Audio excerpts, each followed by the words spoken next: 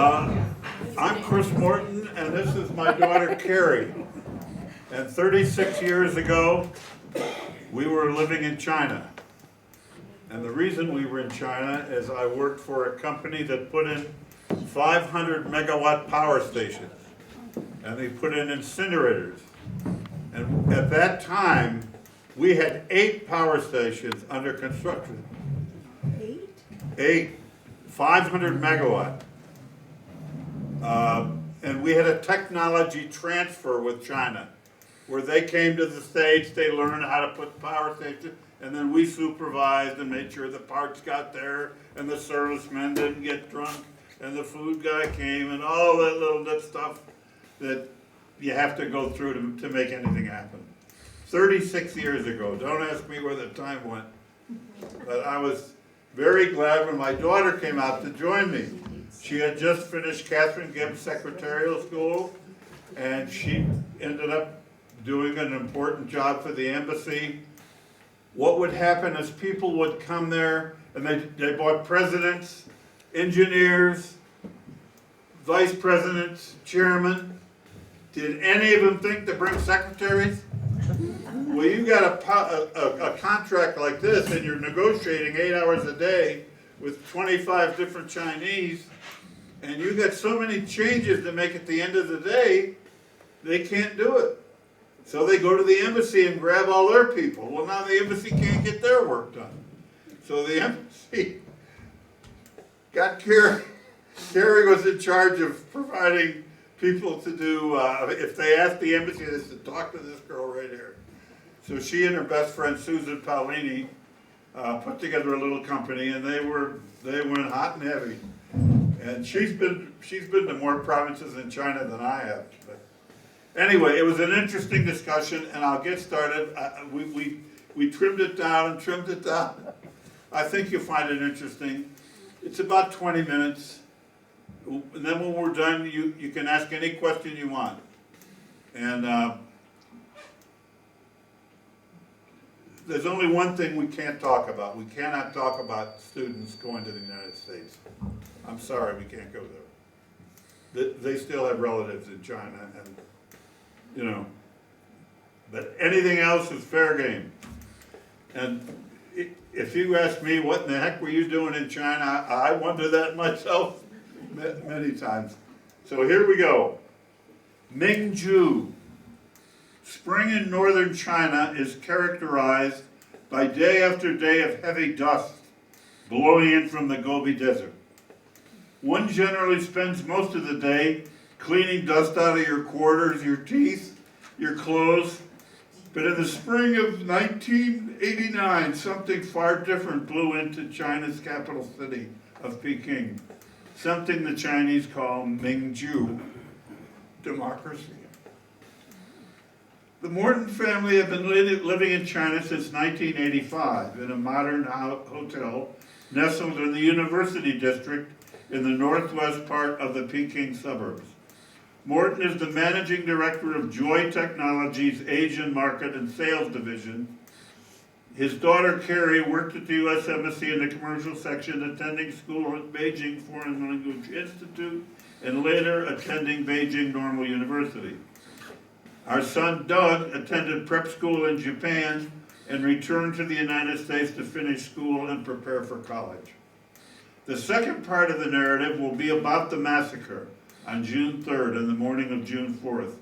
Kerry, who was trapped in the Beijing Hotel, looking out on the square all night, records her impressions on that night, as will Doug, who watched on TV back in the States. So, you know you're moving and grooving when you got your family in 4 countries. You're going to pick up the phone and say, where the hell is it today?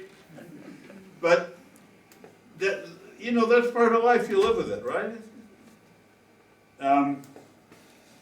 The final part of the narrative is about the flight from Beijing on June 6th and the subsequent return to China and aftermath.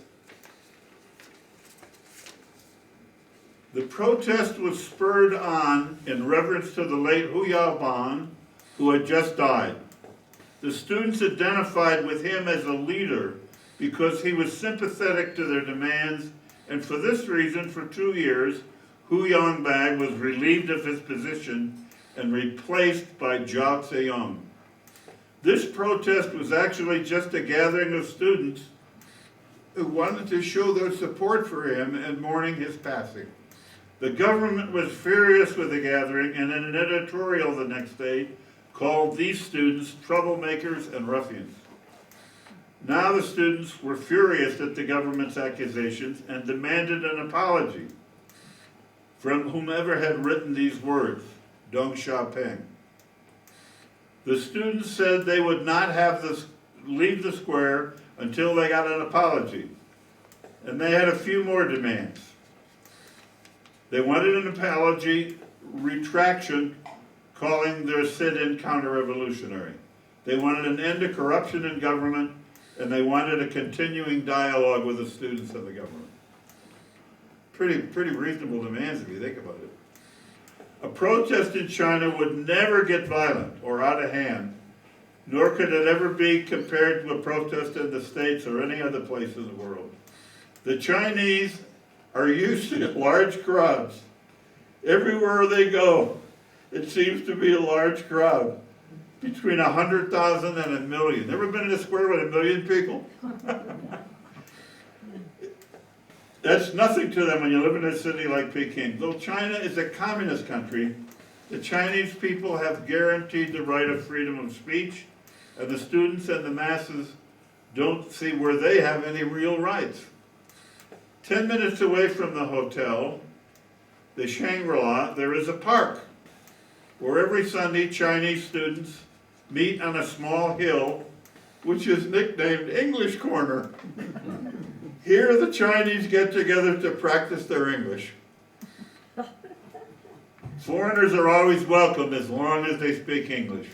There's kids, there's professors. They ask you the darndest question, you can't stop laughing, but you don't want to miss it. It's really entertaining. And that was 10 minutes from our hotel. Students who really never left since April 15th were awaiting Gorbachev's impending visit to Peking, and that was making the Chinese government nervous. They didn't want to bring anyone from Russia there and see all this disruption. They wanted the square cleared by May 15th, but that was not to happen. News people from all over the world were pouring into Peking to cover Gorbachev and Deng Xiaoping's meeting, but they found another story to cover. The students, Deng Xiaoping and Li Peng, were completely embarrassed by the situation and promised to come down hard on these hooligans responsible for leading the project as soon as Gorbachev left town. More students were showing up all the time.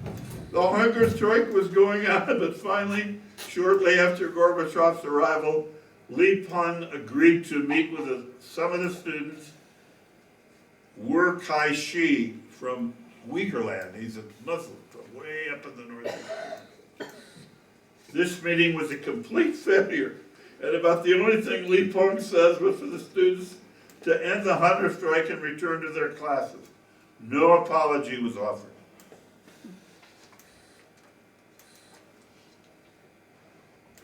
When Gorbachev left, the news didn't.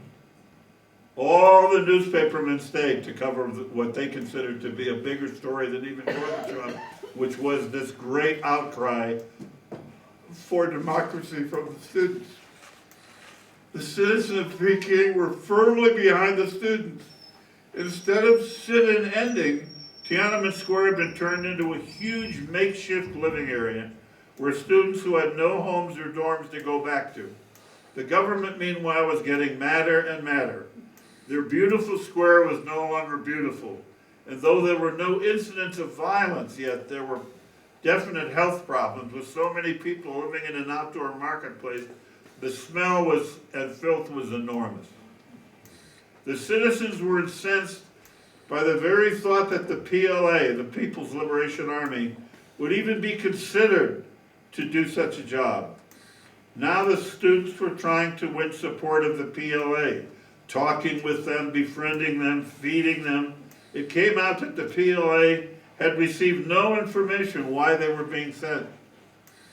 And upon hearing the reason, the 38th Army from Beijing refused to clear the square.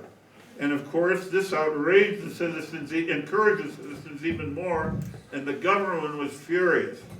On May 20th, martial law was declared in Peking, and CNN was ordered to unhook their satellite. They went to the CNN office and said, you're off the air. They said, no, we have this kind of, and the guy just reached down and pulled the plug, and that was off the CNN. The world was watching. The world news was to stop filming events immediately. The government seemed to be preparing to come down hard and did not want the media watching. Kerry, now pick it up.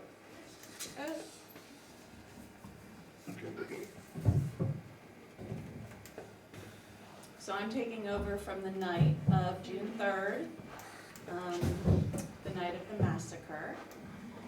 We had just finished dinner at the hotel where we had heard the news. The troops were moving in on foot outside of the square. The 10 o'clock report from CNN. This could be the night, we said, never believing even for 1 minute that this could actually be the night. We had been following this story for obvious reasons closely from the beginning and had become addicted. Can you hear? Yeah. Okay.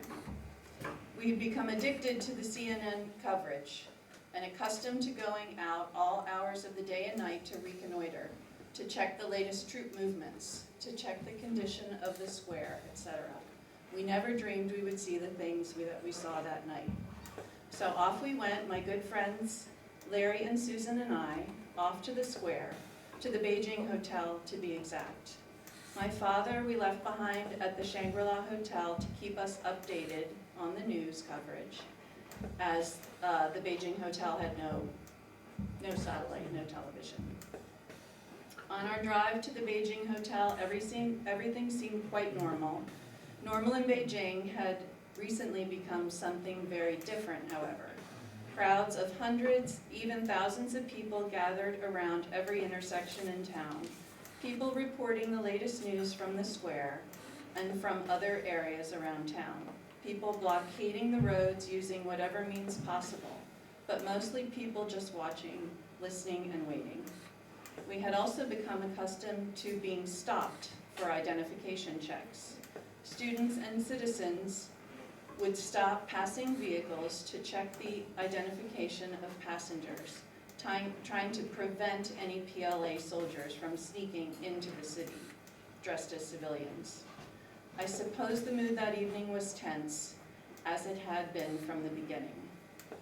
We reached the Beijing Hotel, which is about 200 yards east of the square, at about 11 p.m., parked and went in. My friend Larry's office is on the 11th floor of the hotel facing south, facing the square. We went up to Larry's office and took our positions on the balcony and waited. At this point, we could see no troops or military presence of any kind. Only people, hundreds of thousands of people. The most concentrated area being around Tiananmen Square and continuing up to and beyond the Beijing Hotel. This had also become a common sight in the heart of the capital of the city. The only thing that was unusual was a message that we could hear coming from the square. It was being broadcast from an intercom system in the square, which up until that day had been used by the students to give speeches, broadcast Voice of America programs, and spread other information. This message, however, was not from the students. This message was from the government. It was repeated over and over again and would be repeated over and over again until late the next morning. The message today said, "Today is June 3rd, 1989. Tiananmen Square is closed. All people should go home. Not to go into the streets, and especially not to go into Tiananmen Square." We phoned my father for the 11 p.m. news, and then the 12 a.m. CNN reports. There had been no change from our view at 12:30 a.m. CNN had reported there were some shots fired and people injured west of the square, near the state guest house, out of our view. But these could have been rumors. Beijing was full of rumors these days. We had all but given up, deciding this would be one of the many long nights ending in a standstill. The students and the people holding their ground, and the military stopped. The events that followed have become confused in my mind. Through reading articles in papers, magazines, watching television news reports, and listening to other people's stories of the events of that night, it has become difficult for me to put things into a logical order. But this is how I remember it. One lone tank rolled towards us from the square. People were lucky to get out of its way. As it made its first pass, people threw sticks and rocks and bottles at it. When it had passed, they began constructing barriers out of anything they could find. Cars, road dividers, signs, and of themselves. These, however, were useless. The tank soon returned and crushed everything in its way. After making several similar passes, apparently to clear the roads and the area around the square, we began to see the troops on foot and the tanks emerging from the Forbidden City, coming out of, ironically, the Gate of Heavenly Peace. This is when the shooting began. Ambulances and pedicabs rolled back and forth from the edge of the square, past the Beijing Hotel, and left down Wang Fujing Street, the location of the Capital Hospital. The people cleared a path for them as they went by and applauded them. They went back and forth for hours. With our binoculars, we could see even the faces of the dead and wounded passing in front of us en route to the hospital. On the back of the pedicabs, students, civilians, older people, and children. At 4 a.m., the lights went out on the square. Gunfire continues and is almost constant at times. There are still many people on the street below us, but one of the ambulance has stopped, and the pedicabs grow fewer and fewer. The people are looking for new objects to block the road. They break the windows of the buses parked across from us, climb inside, and roll them across the road. We cannot see into the square. All we hear is the message being repeated and the sound of gunfire. At 5 a.m., the lights go out in the square. The troops, tanks, and Troops, tanks, and APCs and trucks are all we can see. The square has been cleared in the darkness. Now they start moving in heavy artillery, moving from the east towards us. The square came more tanks, trucks, and APCs. A convoy that lasted close to an hour. We counted somewhere between 80 and 100 vehicles in all. They moved slowly. The people chased them on foot, throwing sticks and bottles at them, but they were met with gunfire from both the moving vehicles and from the square. After all the vehicles had made it into the square area, the people began to move in very cautiously. These were people completely unarmed, perhaps going simply to take a look at what was going on. Whenever one or two people would get too close, the troops would open fire, spraying the road and air with bullets. As people in front, closest to the square fell, the others retreated, but only to regroup and try again. Later, we realized the reason for the ambulance stopping. It turns out the troops were firing at anyone who came close, including doctors and nurses. Many people said that it was during this period, at first light, that the soldiers came upon and realized their own casualties, and at this time lost all discipline. Their actions in exterminating, brutally murdering, obviously unarmed students and citizens cannot be explained rationally. John Pomfret of AP documented this horror in an article. If you want to refer to it, I'm sure you can find it online, and it speaks for itself. This went on until late morning, about 10:30 a.m. Aware of the violence possibly erupting throughout the city over the anger and fear, and not wanting to get stuck in the Beijing Hotel, we decided to leave. We got up our courage and went down to the car. As we got into our car, we heard several rounds of bullets fly over our heads, and people again began to scramble for safety. All during this period, my brother Doug had been following the events in Beijing, feeling as we did that nothing would come of this sit-in. The next thing I knew, there was news on every channel reporting of the killings and shootings in China. I was really worried. This is my dad speaking now for me, because he was sure I was near the square. You know, this was before cell phones, so there was no communicating. As the days went by, the news became more terrible and frightening. My father got through to my mom to tell her that we were all okay, and I guess the fun we had had over the past years in China had gone.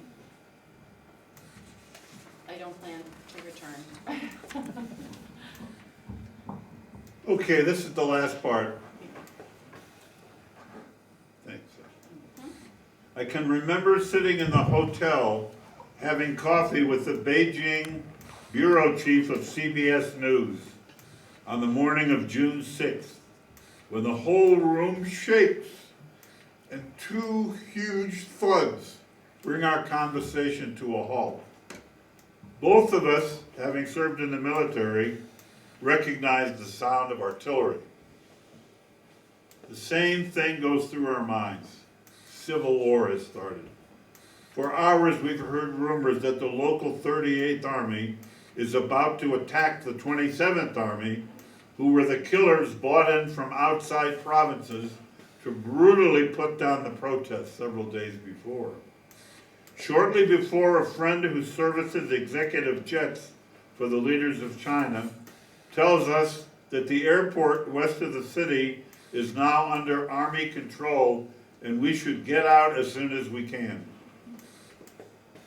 We make arrangements to leave, but the last moment our car has no gas. By the time we're through negotiating for a car, we're spending $280 for a $15 cab ride. We pick up our technical serviceman and his Vietnamese wife, who were in town for the weekend. The airport has 7,000 to 8,000 people sitting on the floor. No reservations. Most of them no money. Later, planes are arranged, and by midnight, the airport is empty. They didn't even want money. Just put your name and your address, we'll send you a bill. Japan Airline, Korean Airline, Delta, United, British Airways, Air France. It was the who's who of the world. So the damn plane. And if you had 80 planes, you could have filled them up, believe me, because they were all the honkies. That's what you call Hong Kong people in Beijing. They all wanted to get out. Everybody from Taiwan wanted to get out. Everybody from Singapore and Bangkok and Tokyo and Seoul. Boy, the deal was get the heck out of China. The Hong Kong staff arrived from the hotel absolutely panicked. Later, planes are arranged, and by midnight, the airport is empty. Kerry is able to go to Thailand with friends.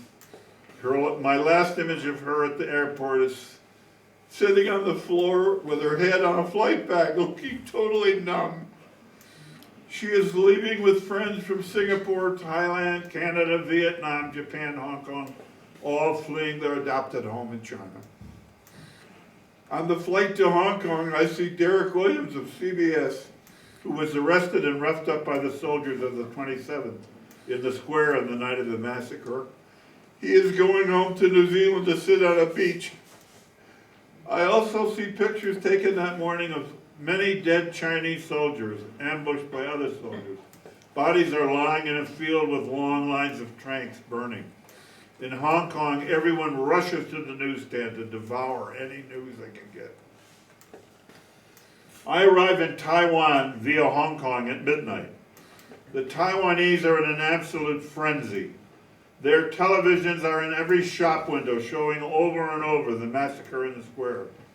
I catch up to Kerry on the weekend in Thailand, as there is now a general lessening of tension in China. I plan to return on the 12th. Kerry will fly and join me in China later. The flight from Bangkok has 7 people, 2 in business class and 5 in coach on a 747.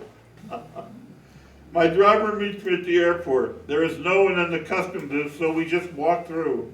As we are still under martial law, troops are everywhere. We are stopped 5 times on the way to the hotel for passport checks. Burnout tanks and trucks can be seen at every intersection, but local troops are now keeping order and little bunches of people are talking to them.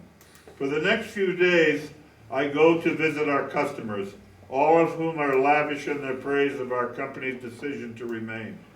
But the quality of the talk soon deteriorates as they try to convince me that nothing happened at Tiananmen Square. It was all a rumor. I find in subsequent meetings it is much better to get my licks in first, telling them, I know what happened in Peking because I was here. Let's just talk about business.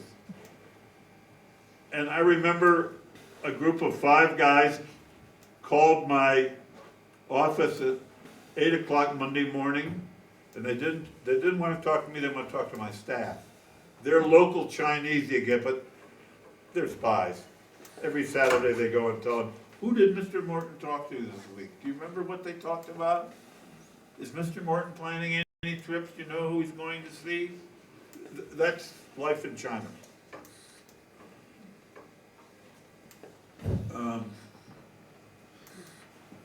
The one guy I didn't know, 4 of my customers came about 9 o'clock. They wanted to make sure I was there, and then they came. And they asked me, you know, we're so happy that you're still here. You know, we just think it's wonderful that you're staying, because, you know, all of that was rumor, you know, that was just nonsense. And I didn't say anything. And they said, and you know, we have to tell the truth about these things. And I hear the guy that I didn't recognize say, make him say it in Mandarin. Make him say it. And I thought, what the hell is this all? And then I look at the guy.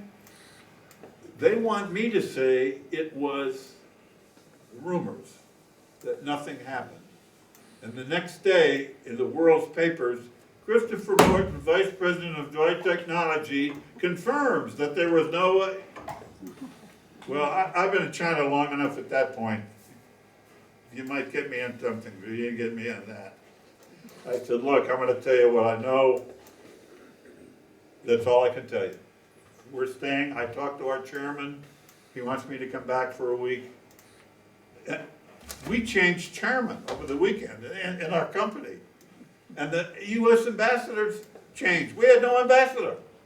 When this happened Saturday morning, Winston Lord, who was Kissinger's right-hand man, had gone home. He was finished. And Lily, who was coming from Korea, he hadn't gotten there yet. So we have no ambassador in the embassy. And there's this wild stuff. And then a guy named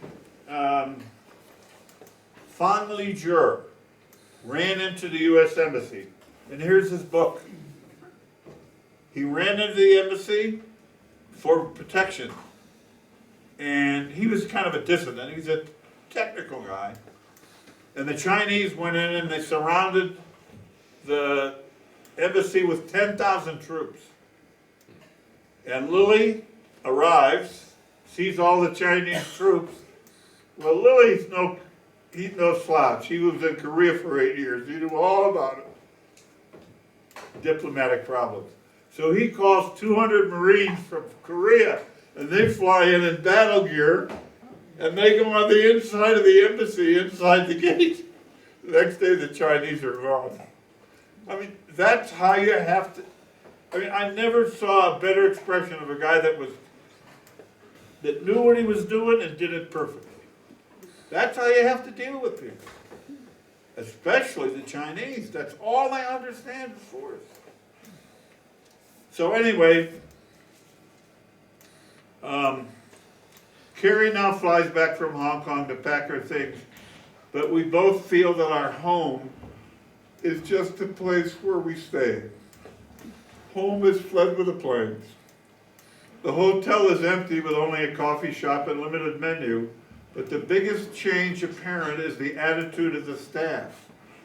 They don't want to be seen talking to us. Young friends of Kerry's who would take hours to practice their English now nervously smile and move on to some imagined task. We learn later that 4 of the staff have been picked up by public security and have gone to the square to support the students. We know for a fact that almost the entire hotel staff at one time or another has been in the square, and they are all frightened and nervous. We have John Pomfret from the AP has now been expelled for telling the truth. His article all over the world, now carried all over the world, is nominated for a World Prize in journalism. Beijing has become the modern-day equivalent of 1984, with a thought police, with orange and yellow armbands, occupying every street corner to turn in rumor mongers. Chinese television blares its lies for 12 hours a day. A sister turns in a brother, a mother turns in a son. The young children of Beijing present wreaths to the soldiers, thanking them for saving the city. Each lie more outlandish, more unbelievable. But in the end, Beijing bows its head, mumbles, and says the government is correct and moves on. I was reminded of the old Chinese proverb, when the emperor is happy, the people prosper. When the emperor is angry, the people suffer. Generation after generation of Chinese have learned what this means. So now they suffer, just as their parents and grandparents have done for generations. The news gets worse. The young student, Wang Weiling, who stood in front of the tanks for world television, has been reported executed. The Chinese government will have no heroes but its own troops. There are arrests at all the universities. Although most of the students have fled, cameras located in the square lead them to the government. Fang Lijie has reached the U.S. Embassy and asked for asylum. The Chinese government takes a distinct anti-American flavor. They declare Fang as an arch enemy of the people and demand he be turned over to the Chinese police for punishment. Our ambassador, Jim Lilly, a tough former CIA type whose last posting was Korea, tells the Chinese government, get lost. The next day, American Marines arrived to build up security at the embassy. I received orders to return to the States for a meeting, how we handle our future business, and on the 19th I get ready to leave. I talked to our chairman. He'd been there one day, and he said, you got to come back. I got to talk to you. I said, well, you know, I got so much, I got 8 power stations, I got people all over the place. I don't know where the half of them are. He said, Chris, I'm the chairman of Joy Technologies, and people are asking me questions, and I don't know the answers. So the boss says, come home, you come home. So I was there about a week, and then I came back. Chai Ling, one of the most wanted people in China. She was a little girl, 5'1". She was the supreme commander of Tiananmen Square for the students. Can you imagine a little girl, 5'1", screaming at the army? She has escaped. She put on a wig, sunglasses, and a miniskirt and went through the Beijing airport with a Hong Kong passport on the arm of an Australian diplomat. Her moving tape recording from Tiananmen Square has won her a nomination for the Nobel Peace Prize. We are dying to receive any kind of newspaper as all papers are stopped at the airport now. No new news is actually uplifting. Wu Kai-shi, the young minority leader from far northwestern China, he's a Uyghur, that's where the penal colony is now, has made it to Hong Kong and warning Chinese leadership their days are numbered. Li Peng, the premier architect of the massacre, will never enjoy another thing on this earth, knowing that Wu Kai-shi has escaped. If I have one vivid impression of all the demonstration, it's of this young 20-year-old student sitting barefoot in pajamas in the Great Hall of the People, shaking his finger and lecturing the Premier of China. You are a black moon, Li Peng, and I'm going to shoot you down. Li Peng, the premier architect of the massacre, will never enjoy another thing on this earth, knowing Wu Kai-shi has escaped his clutches.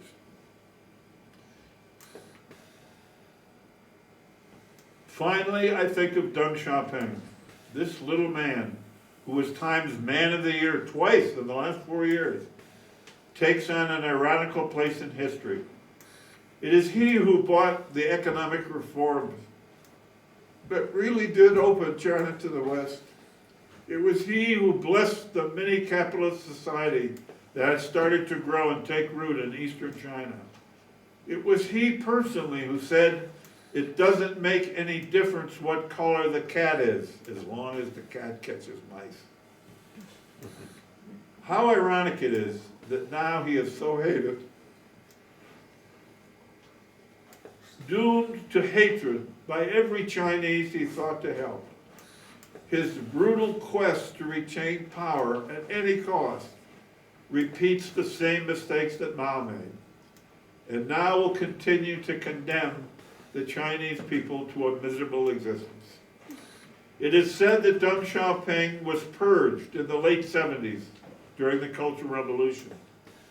Many people left tiny bottles on the street corners because Xiaoping in Chinese sounds like the translation for small bottle. It was their way of supporting him. When we leave Beijing on June 19th on the street, we could only see broken glass. That's it. I have a sinus. It's not that I'm a little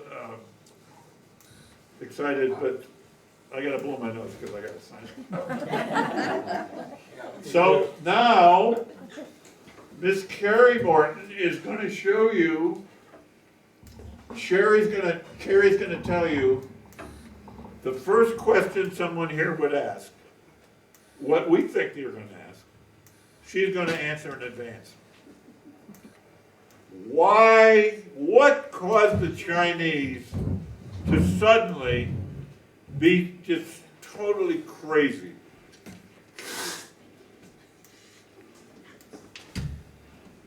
Why suddenly did it turn from friendship and, real meetings to massacre? She's going to show you the picture. I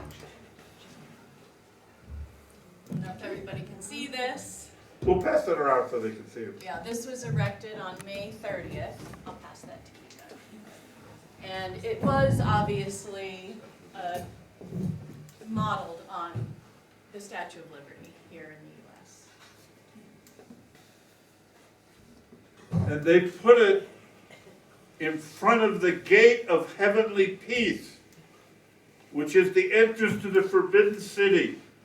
If we were on a bus tour and we were going through the Forbidden City, it's a 4-hour trip through the city. That's how big it is. And that's where all the commissars live. And hanging over the wall, on the brick wall, is a 16-foot by 20-foot picture of Mao Zedong. And they put that picture of the goddess of democracy 50 feet from his face. Sorry, guys. That ain't gonna cut it. But there she is. It was the goddess of democracy. That's what. So, Chris, you said you had people spying on you. Was that true as well? I think about, about 50% of the population in China are employed by the government as spies. I mean, it's just part of life. And so It's who a do very- they report to? Well, I'm sure there's a hierarchy. Minister within of the- Foreign Economic Relations and Trade. They don't work for me Saturday. I pay them, but they go to the Ministry of Foreign Economic Relations and Trade.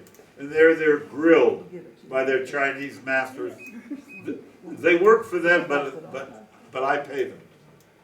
And I'm supposed to think they're my friends. They're not my friend. Well, Xiaolu was ours. Xiaolu is a snake. She would say every day, well, I have a job offer from Mitsubishi. I'd say, oh, great, it's starting Monday? Great, Friday's your last day. Wonderful. Good luck, you'll love Mitsubishi. Well, I didn't say I was going to go, I just said I had a job offer. But she was telling them everything that happened in the office. Well, once you know that, then you're very careful what you say, right? Very, very careful what you say in that office. And believe it or not, the day of Tiananmen Square, we didn't have an ambassador. There was nobody home. There was nobody in the embassy. Lily hadn't come yet. Winston Lord was Henry Kissinger's right-hand man. Whenever you'd see Henry Kissinger back in those days, the guy sitting on the right was Winston Lord. Yale, Skull and Bones, CIA. They stamp them out of machines at Yale. Everybody goes in the embassy. They get good jobs. They get well paid too.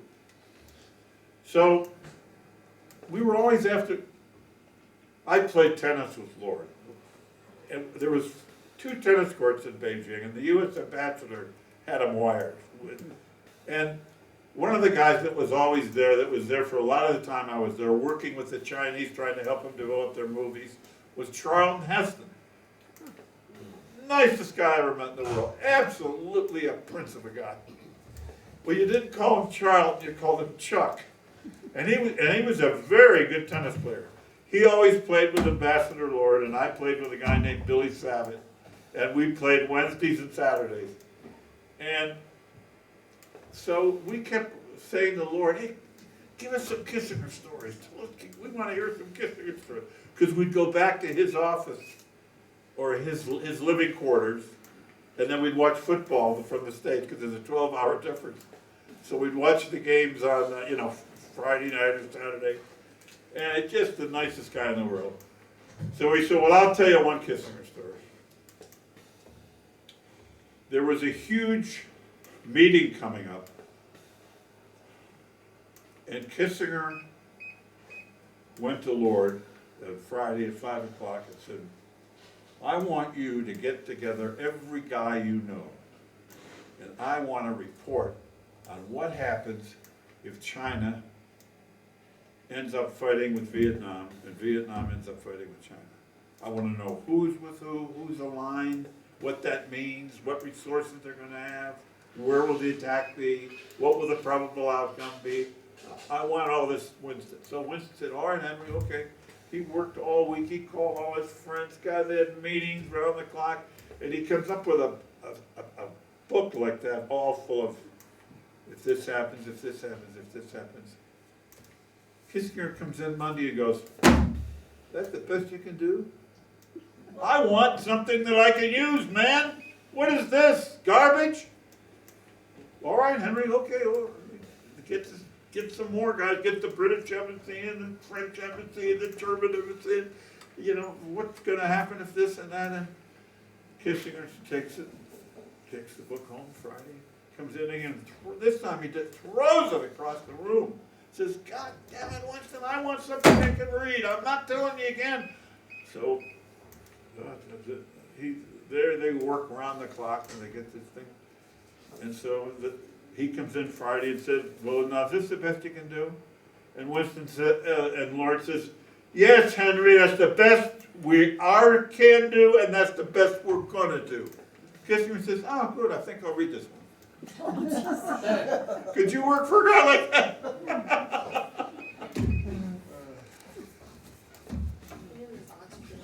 But yeah, there's a lot Yeah, of. yes.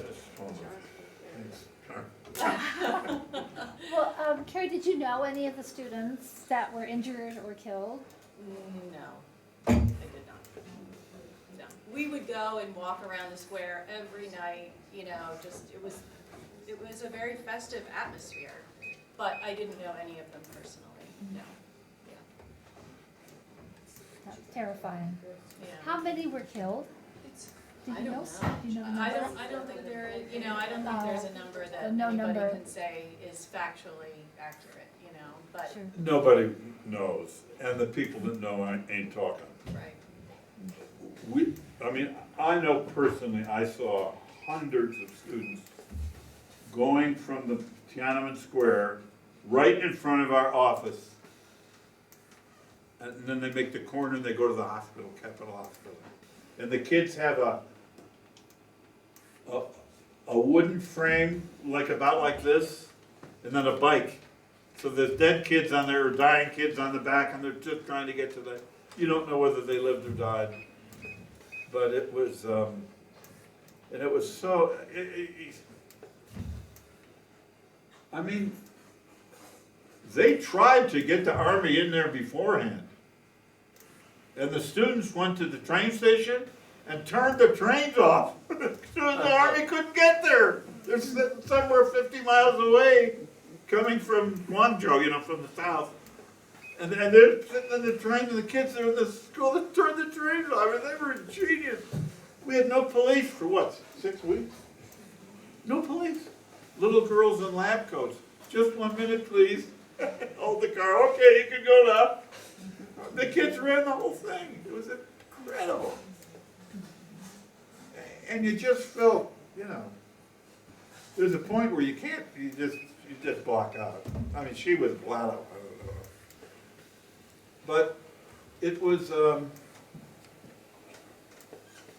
and I hate to bring it up today, but you all got to get this book.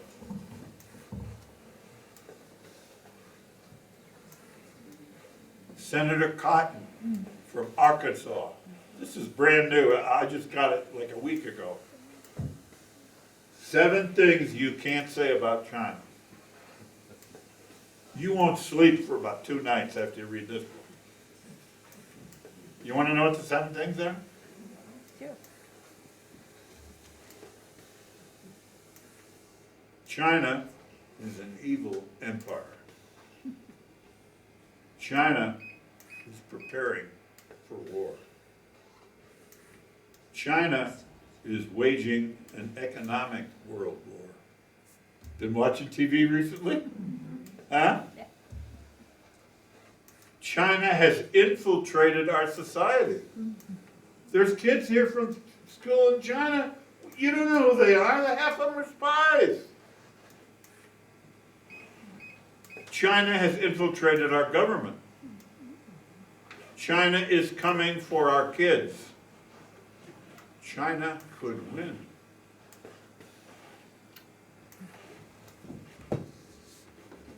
Scary, isn't it? But it's a wonderful book. You'll remember things that happened that you didn't tie together to this, but this thing has been going on for 50 years. And we love China. I mean, we had friends. There was things we did. We had more fun in China than barrel monkeys. But to have it end like that, and then afterwards was like so artificial. It was like you laugh. Emma, why don't you show them the picture that the Chinese government decided was going to end this all? They came up with a picture that I stole off the wall. Here, Dad, put that on. There he is, Lei Feng, the hero of China. Peace doves. He loves kids. He washes your underwear. He cooks for you. He does the wonderful things. Everything is wonderful in China. That's what they put all over the country. And you think one person there believed it? And when you see today what's going on, you know, you think, holy moly. I mean, it's almost like what's real and what isn't real. Propaganda. Yeah, really, it's so hard. It's so hard to, you know, to figure that out. I talked to our new chairman.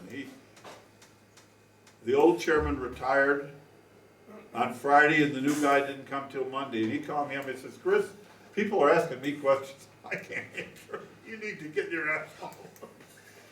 And so the question that they'd ask me at home, well, what does the Army do? Nothing. They're not around. They disappeared. But when you look carefully, there's guys that are there, they're not Army, but they're government.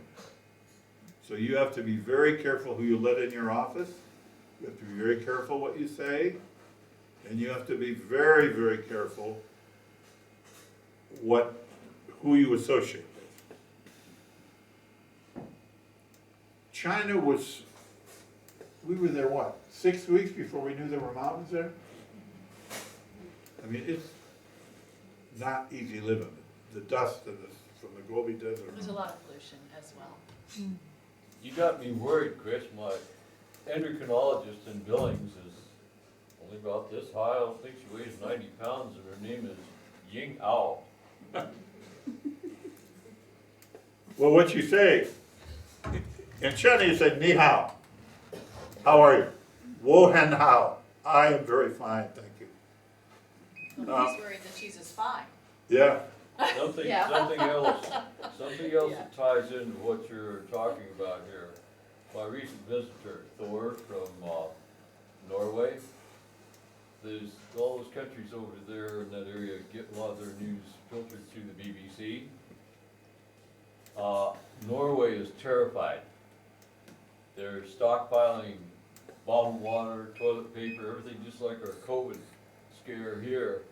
They're absolutely scared of the United States in general, and our president in particular is gonna come marching over the horizon and piss off the Russians, and they're gonna be in the middle.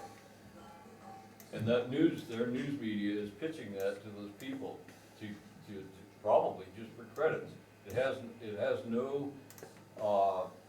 no bearing on what's the truth.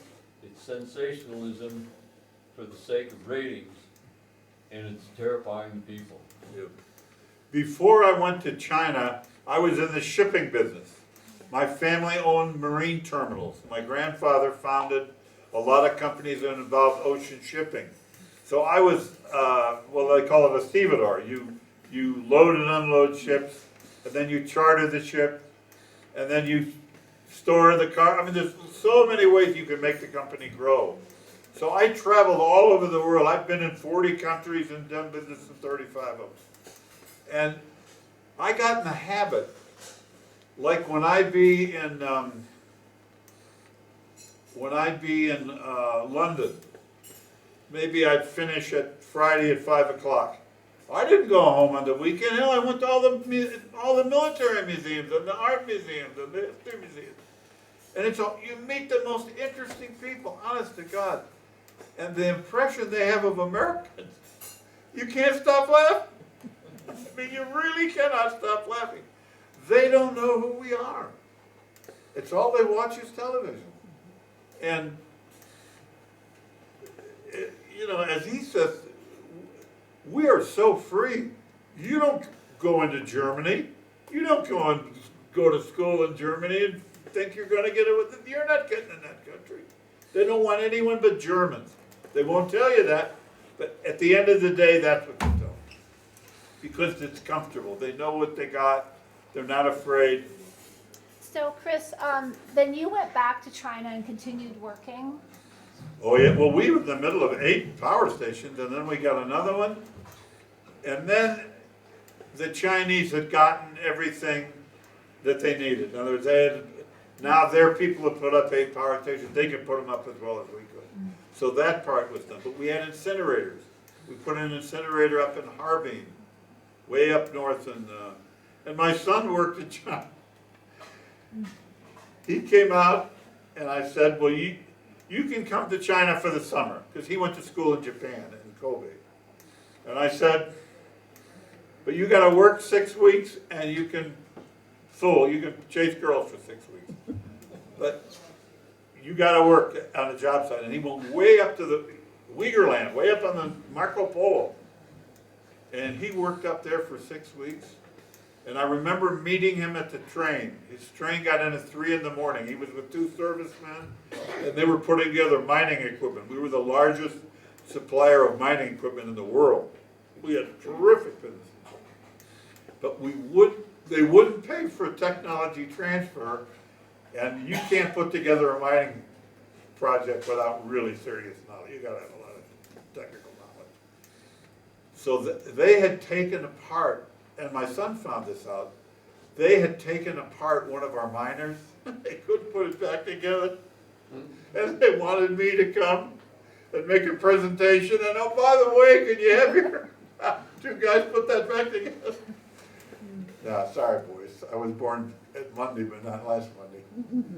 Chris, Where do you did know you go who back? Shenhua is? I Yeah, mean, I did go back immediately following this episode, but I had not been back since. Yeah, just Okay. sort of packing up and well, you were there like, what, 5 years? or something? Yeah, before. Shenhua sent 11 of their representatives over here to tour the coal mines. They flew them into Sheridan instead of Gillette. The only reason I can think of they flew them into Sheridan was that they didn't want the Chinese to think all of Wyoming looked like Gillette. Sorry. Anyway, I had a 15-passenger bus at that time, took them all around Sheridan and then took down to the coal mines. But they were here to observe our mining operations. Well, Chinese kids don't eat very well. They have very little body fat. So, like when I would see these kids, when they were talking to the government, they were all in their pajamas and they're in the hospital. After like 2 days, they can't function. They have no body fat, nothing to draw on, because they only eat sticky buns and rice. So, but didn't you think the food in China was excellent? For us, it was, for sure. Boy, we had, she's a Yusheng Rosa girl, let's go right here, boy. But, We didn't live like the Chinese, as you can imagine. We lived a little different. Did you have servants? You had people Well, we helping you? lived in a hotel. The hotel. We lived Oh, in a 5-star hotel, so, the whole time you lived in the hotel. yes. So at that time, you really were not allowed to live amongst they wanted separation between the foreigners and, you can't just get, you The just local can't move population. in a house in Right. China, I'll tell you where you're going. yeah, you're not allowed They to tell you. own, I mean, I think that that's changed in some ways now. I think that there are ways that you can have a permanent residence there. But when we were there, that was not permitted. How did Susan live there? Don't Larry and Susan have a place there, but they had some. No, they lived in Hong Kong. And so, my friends that lived there, we were all there on business visas, or I was there as I think I lived actually on a tourist visa. I would have to leave the country every 3 months to renew my visa. And at that time, they were pretty open to foreigners coming. I mean, leading up to Tiananmen Square, they were very much promoting economic progress and, opening up in a lot of ways, politically. But this, I think, really reversed that process. The For that. Chinese kids had to write an essay about why the government did nothing wrong at Tiananmen Square before you could get a visa. And then they'd trick you. These kids would go to the US Embassy for their interview. And the woman the people at the embassy, they'd heard every story on earth. And so they'd say to this girl, oh, you're going to live in Chicago, isn't that nice? Well, but won't you be lonely? I mean, you don't know anyone in Chicago. Oh yeah, my mother's sister lives there. Ah, reject, boom, you ain't going anywhere. But, and then when it got bad after Tiananmen Square, you couldn't get them out. But you know, I mean, I don't mean to be too negative. God, if you read the history of China, what the world did to those people.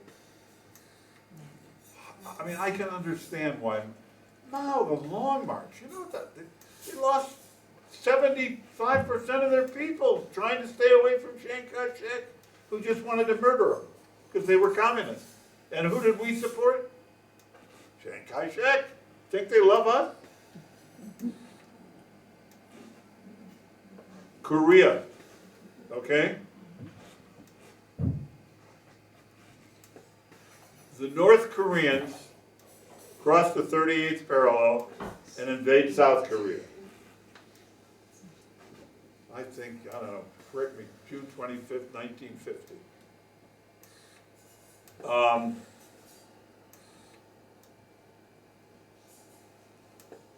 Stalin gets a hold of Mao. They've only been a country for 4 months. October 1st, 49. They get to Shanghai, to the Bank of China, thinking all the gold and the, bye-bye, it's all in Taiwan, right? So these guys, they don't have 2 cents to rub together. But they have Zhou Enlai and they have Mao Zedong, both strong leaders. Stalin calls them and said, we got to stop. America's crossed over into Korea. We got to stop that. We can't let that happen. And Zhou Enlai said, well, we're in no position to provide troops. God, we're only 4 months old. We don't want to be known to the world. We're 4 months a country and we go to war with someone. After we've been bludgeoned and murdered and slaughtered and all their stuff taken, what the Japanese did to the Chinese, you can't repeat. So Zhou Enlai goes to tell Stalin. Well, Stalin calls Mao, and by the time Zhou Enlai gets there, he's already made his deal. We'll give you the planes and the pilots. Talk to any guys that flew in Korea. The first guys they fought were Russians. So, Korean War's never ended. Then there was no peace treaty. Technically, that war is still going. There's only a ceasefire in place. Yeah. It's still going. Sorry? It's still going. I had a classified clearance with a code machine. It used to be manually set, and then they finally graduated to key cards. One of our sailors sold key cards to the Soviets. Now they needed the machine. The North Koreans captured the Pueblo on behest of the Russians. Now they had the key card and the machine. Oh, yeah. So, if you look at, you have to read Chinese history. It isn't fair if you don't read Chinese history. And it's demanding. You got to read a lot of stuff. But you realize how that country was butchered by everybody. No one. The poor Chinese, they were so divided they couldn't do anything. And when, who was it? It was Zhou Enlai who told the Indian ambassador, tell the Americans don't come to Korea. The North Koreans can come. We don't care, or the South Koreans can come. We don't care, but don't have Americans approaching the Chinese border. I'm telling you right now. They go, oh, China, who's they gonna, oh yeah, well we found out who they were. So, look at Korea today. they have rockets that can go anywhere in the world. Every time a rocket comes up in North Korea, China called the shot, not the North Koreans. The Chinese run that show. So you have to be very careful what you do, have to be careful what you say. But gosh, you look at the world today, I mean, I'm almost afraid to go to bed. I saw this guy, and this guy, and this guy, and suddenly someone in Saudi's giving us a plane? What, we don't have planes here? I mean, honestly, they offered the president a plane. What's what, $1 billion or something? Mm-hmm, a lot. So you really wonder, well, what is going on? I mean, if half of it's true, we got major problems. But I don't know. Who do you believe today? What do we believe? Well, I mean, I don't know. I try to tell my kids, and they agree sometimes, and sometimes they don't. But neither one of us really knows what the hell's going on. We think we know, but maybe we don't. You know. Yeah, and just think Has of anyone people- here ever been to China? No. Oh yeah, we got some Chinese. Yeah.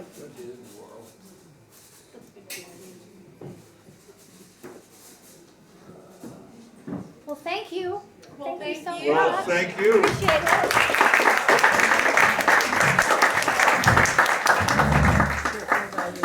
I'll tell you though, I had some tough nights thinking of a 19-year-old daughter in the middle of that, you know. And here's your daughter.